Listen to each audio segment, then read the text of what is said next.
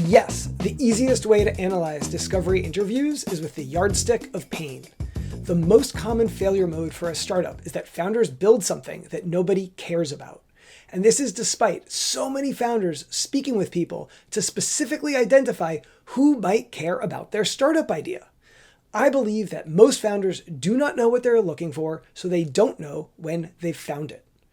What does it mean for someone to care about your startup idea? Emotional resonance.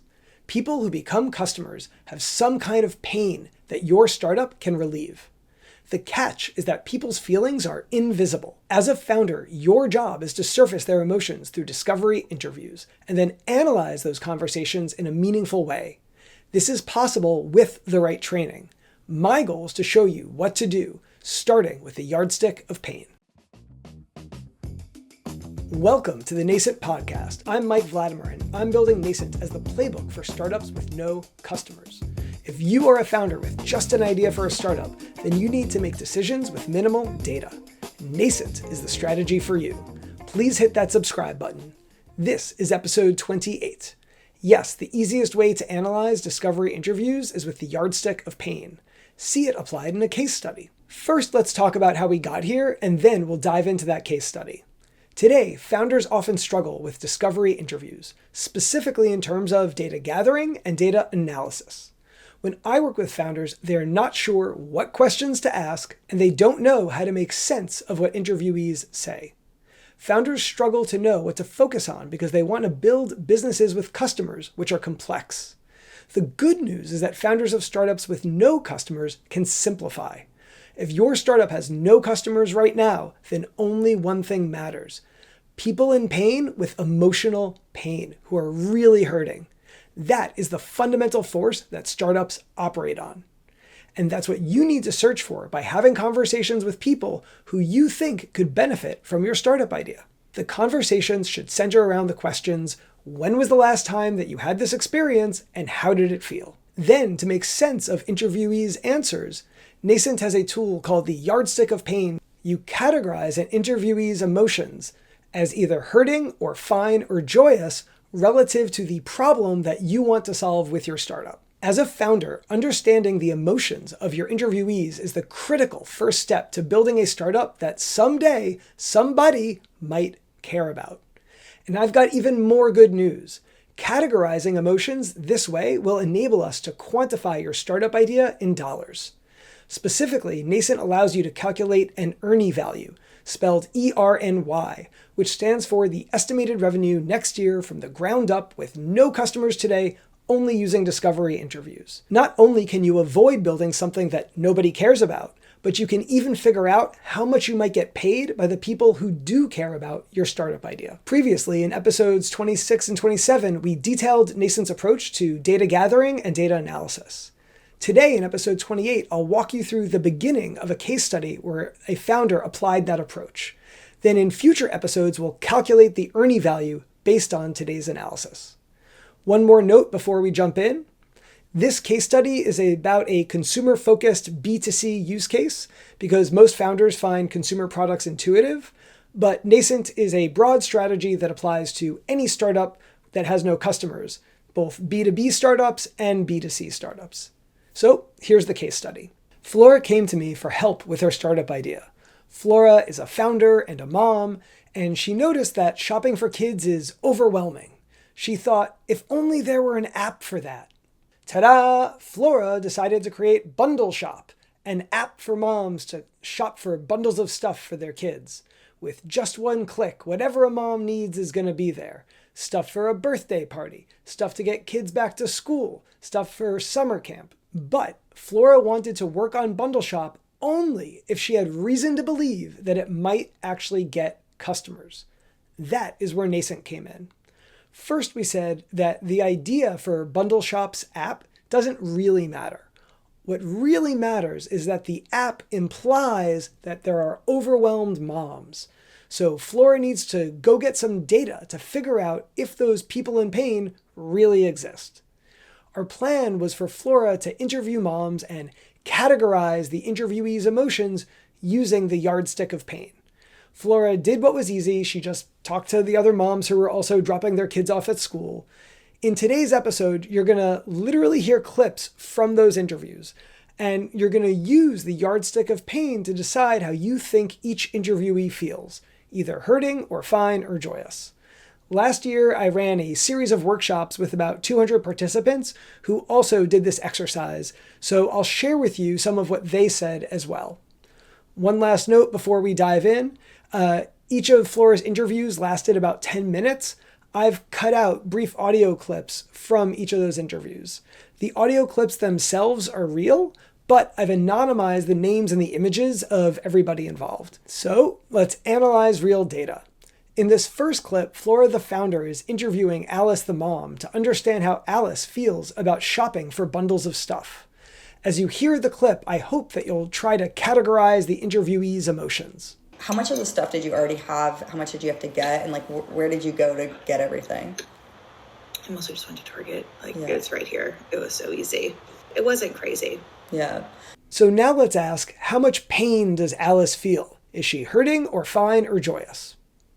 In the workshops, the participants usually said that Alice felt fine or joyous. And to me, when Alice says, easy, not crazy, these are indications that Alice is fine. I want you to note that by default, most interviewees are fine. This is normal. Interviewees who are joyous or hurting are outliers. They are edge cases. They are not going to be the majority of the people that you speak with. Let's get into the next interview of Flora the founder speaking with Betty the mom. What did you do to prep for his birthday? I guess a mix of Amazon and dollar store. Mm-hmm. And then of course, the food and balloons, that was all separate. So you kind of pieced it together a little bit from here, a little bit from there? Yep. Yeah, got it. Okay, how much pain does Betty feel? Is she hurting or fine or joyous? When I played these clips in the workshops, there was a range of reactions from the participants. One participant told me that he thought that Betty was hurting because she had to go to so many different places.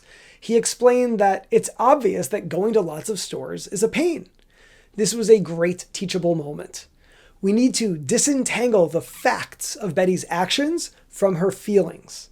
And we need to be aware of when we are bringing our own biases to interpreting other people's actions. In this case, the participant's bias against making lots of shopping trips influenced how he categorized Betty.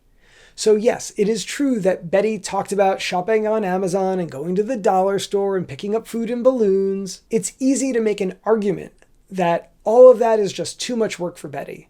But our goal is not to make that argument. Our goal is just to categorize Betty's emotions. In case you're like that participant and you think that all that shopping means that Betty is hurting, let me tell you a secret about Betty. Betty hates her husband. Betty hates her kids. Every minute that Betty spends outside of her house makes her happy. So all that time that she's out running all those errands, Betty feels joyous. Of course, I'm joking, but the point I'm trying to make is that when Betty is describing all of these different things, she never said, oh, I hate going to the dollar store. She just said that she went there. So we need to be really careful to distinguish when people describe their actions separately from how they talk about their emotions. So let's come back to our question about Betty's pain. In this clip, Betty actually never uses any emotional words. I think the closest that we can come is when Flora confirms what Betty said and Betty simply replies, yup. Let's listen to that clip again. So you kind of pieced it together a little bit from here, a little bit from there? Yep. Yeah, got it. To me, the tone of indifference in this yup is what matters. There's not a lot of emotion around it, which means that Betty is fine. Now that we've done a couple of interviews, I want to bring in some structure. We're going to use a spreadsheet to organize our analysis. For folks listening, you can see this in our Miro board, links in the show notes. We're going to write down the names of the interviewees and how we categorize them. Alice found shopping easy, so she's fine. Betty was indifferent, which also makes her fine. Our spreadsheet also includes links to the original interview recordings, along with the timestamps of the audio clips themselves. One of my favorite aspects of organizing interview data like this is that it makes it very traceable. We can always go back and revisit our work and make any changes however we want. Let's listen to 2 more interviews. Again, this is Flora, the founder, speaking with moms. She's interviewing moms, trying to understand how they feel about shopping for bundles of stuff for their kids. She's asking, when did they last have this experience, and how did they feel? Here's Julie, the mom, responding to Flora's questions. But yeah, I'm always kind of looking at cute clothes to things that I think she needs. And then I do a good amount of shopping in person in consignment stores for her, which I love. So now our question is, how much pain does Julie feel? Is she hurting or fine or joyous? In the workshops that I ran, most of the participants thought that Julie was joyous, but some people thought she was fine. For instance, one participant said that Julie was joyous because of her tone of voice and how she used the word love. The participant said that Julie sounds excited about shopping. Another participant said that Julie was only fine because he heard both positive and negative aspects in that audio clip. Yes, he caught the word love, but he also heard Julie talk about doing, quote unquote, a good amount of shopping in person. So maybe she's hurting in terms of her time and her resources. Again, I think that this participant was blending Julie's emotions with her actions. He was bringing his own biases about what a good amount of shopping in person would mean for him. I can totally understand that for a bunch of us, shopping feels awful, but that is not the question here. What we are trying to figure out is how Julie feels about shopping for bundles of stuff. And the key word that Julie used is love. So when we talk about how much Julie loves shopping, this is really important information for Flora, the founder, and her bundle shop startup. Julie is the antithesis of someone who might become a customer of Bundle Shop. If Flora said, "Hey Julie, how much would you pay for the Bundle Shop app?" Julie would probably reply, "Me pay you? No way! I love shopping. You want to take away my idea of a good time? If you want me to use your app, you've got to pay me." Julie will never become a customer of Bundle Shop. Okay, so now let's listen to this last clip where Hannah, the mom, is responding to Flora, the founder. I don't know what I will need for the next years, and that sometimes makes me anxious, to be honest with you, because nobody told me about rain boots, and I didn't grow up in New England, So let's ask again, how much pain does Hannah feel? Is she hurting or fine or joyous? Most of the participants in the workshop really latched on to the word anxious as an indication that Hannah was hurting, and I would agree. As founders, this is what we are looking for. People who feel anxious or miserable or frustrated. Words like anxiety are magic words for founders. I'm going to argue that founders are in the business of pain, and we want people with meaningful pain, people who are really hurting. As founders, we need to understand where Hannah is coming from, where people like Hannah are coming from. Why does she feel so anxious? What does it mean for her not to know about rain boots? When we talk about a startup being a project that creates new knowledge, this is the knowledge that we are seeking. We first need to understand who are these people in pain, and then really understand deeply why exactly they are hurting. So now that we have Julie and Hannah, we can update our spreadsheet with our analysis. As you'll see, Flora actually interviewed 7 different moms. I skipped over a couple other moms who were also fine. What I want to come back to is what the yardstick of pain means when we analyze interviews. When I talk about searching for people in pain, I'm talking about trying to find people like hurting Hannah. When we encounter someone like joyous Julie, we want to categorize them, but they won't be our customers. It's the same for people like Alice or Betty who are fine. We need to consider them separately from the interviewees who are hurting. As a founder, your goal with your startup is to move people along the yardstick of pain. The whole reason a person in pain is going to use your startup's product is to get from one category to another. When you see the world this way, categorizing the interviewee's emotions clarifies what is possible. People who are joyous have nowhere to go. Your startup cannot help them feel any better, so they will not become customers. People who are fine might move up to joyous, but that is really difficult. The chances are so low that I don't think it's worth trying. Only people who are hurting have the opportunity to become fine, and that is still really difficult. But this is where movement actually is possible, and this is the early signal that we are searching for. Only people who are hurting might become our startup's first customers. So we've now walked through the initial categorization of the interviews for Bundle Shop.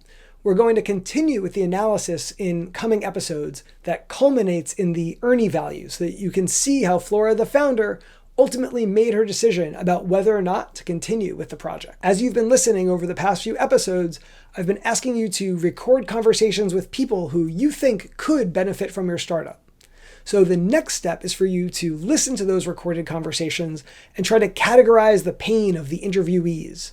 Now that you've seen this across this handful of examples, I want you to try it for yourself. I would love to hear your results. And if you know of another founder who is struggling to analyze their interviews, please send them this episode. If your startup is pivoting and you want to ensure that you don't waste another year on a bad idea, let's get on a call. You can schedule time with me using nascentidea.com. I always welcome feedback via email. My address is podcast@nascentidea.com, or you can tweet me @nascentidea. Thanks for listening to this episode of the Nascent Podcast. If you like this episode, please be sure to like, comment, subscribe, and leave us a rating or a review. For more episodes, go to YouTube, Apple Podcasts, and Spotify. Follow us on X @NascentIdea and subscribe to our Substack. Links in the show notes with all the details. Thanks again for listening. Okay, entrepreneurs, let's avoid distractions. You got this.